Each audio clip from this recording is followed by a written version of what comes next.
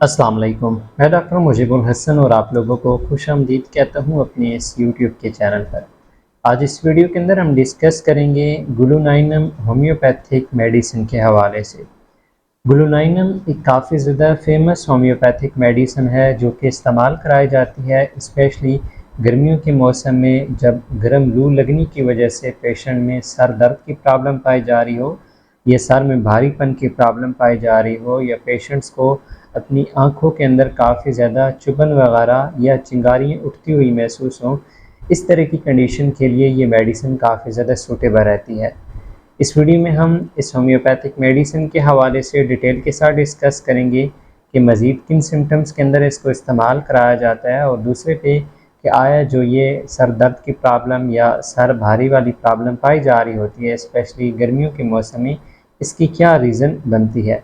इन तमाम तर पॉइंट्स को हम डिटेल के साथ डिस्कस करेंगे, लेकिन पहले आपसे गुजारिश है कि अगर आप इस चैनल के ऊपर फर्स्ट टाइम आए हैं तो चैनल को लाजमी सब्सक्राइब कीजिएगा और साथ बेल आइकन की घंटी को लाजमी प्रेस कर लीजिएगा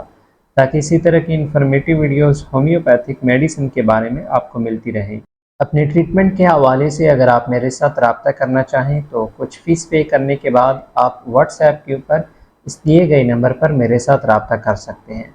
बहुत ही सिंपल तरीक़ेकार है, आप कुछ फ़ीस पे करेंगे दैन उसके बाद आप व्हाट्सएप पे कॉल पर मेरे साथ बातचीत कर सकते हैं। ग्लूनाइनम होम्योपैथिक मेडिसिन जब गर्मियों के मौसम में गर्म लू चल रही होती है और उस बायस पेशेंट के सर में काफ़ी ज़्यादा भारीपन की प्रॉब्लम पाई जा रही हो। अब जो ये भारीपन की प्रॉब्लम बनती है, इसकी मेजर रीज़न ये होती है कि हमारी बॉडी में जो ब्लड सर्कुलेट हो रहा होता है, जब इसका दौरानिया काफ़ी ज़्यादा सर की जानिब बढ़ जाता है तो उस वजह से जो इंटरनल वाल्स होती हैं ब्रेन के आसपास, वहाँ पे इन्फ्लेमेशन स्टार्ट होती है।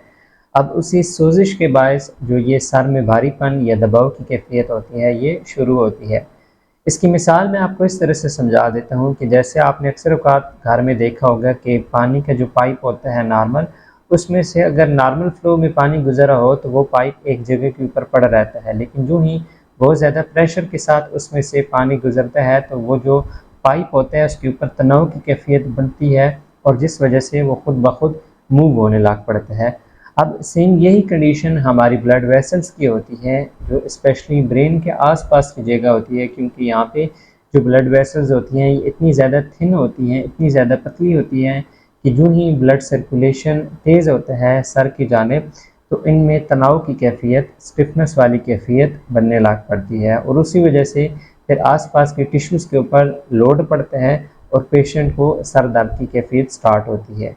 अब जो हमारा जिस्म है इसे अल्लाह ताला ने नेचुरली इस तरह से तख्लीक किया है कि जब भी जिस्म की किसी हिस्से में तनाव की कैफियत बनने लग पड़ती है तो उसमें जो ब्लड सर्कुलेशन होती है वो तमाम तर उसी तरफ तेज़ी के साथ ट्रांसफ़र होने लग पड़ती है। अब यहाँ पर मैं आपको एक मिसाल के साथ समझा देता हूँ कि आप अपनी फ़िंगर को थोड़ी देर के लिए प्रेस करके रखें तो आप देखेंगे कि जब तक आपने फ़िंगर को प्रेस किया हुआ होगा तो वहाँ की जो आस-पास की जगह होगी वो आपको वाइटिश या येलो शेडो के अंदर देखने में रही होगी। लेकिन जो ही आपने जो प्रेस किया हुआ थंब होगा उसको पीछे करते जाएंगे तो पहले की बनिस्बत बहुत ज़्यादा तेज़ी के साथ हमें वहाँ पे ब्लड सर्कुलेशन देखने मिलेगी। अब सेम यही कैफियत जब गर्मियों के मौसम होता है तो जो अपर लेयर होती है जिल्द की हमारी, उस पे डायरेक्टली जो सन वेव्स होती हैं वो पड़ रही होती हैं, तो उसी वजह से वो जो स्किन का एरिया होता है आहिस्ते आहिस्ते वहाँ पे हीट डेवलप होने लग पड़ती है। जब ये चीज़ बॉडी महसूस करती है तो उसमें जो हमारा सेंट्रल नर्वस सिस्टम है वो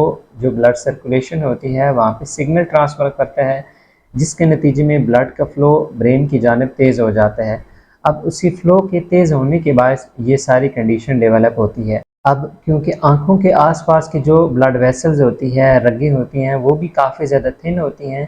तो इसी बदौलत उनके ऊपर भी साथ स्टिफनेस वाली कैफियत डेवलप होती है और वहाँ पे आँखों में फिर जलन की कैफियत या चिंगारी उठती हुई महसूस होती हैं।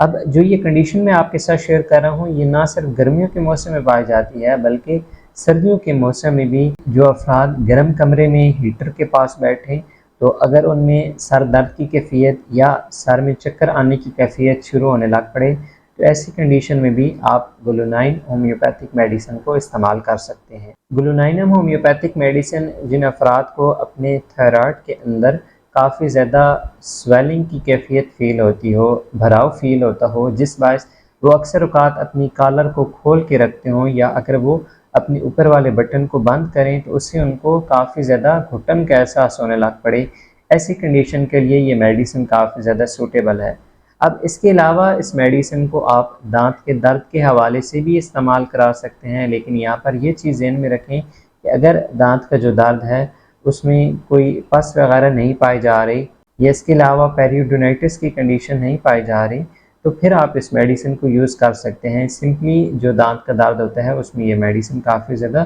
सूटेबल रहती है। ग्लूनाइनम होम्योपैथिक मेडिसिन इन कंडीशंस के अलावा हेमोरॉइड्स की प्रॉब्लम में भी इस्तेमाल कराई जाती है।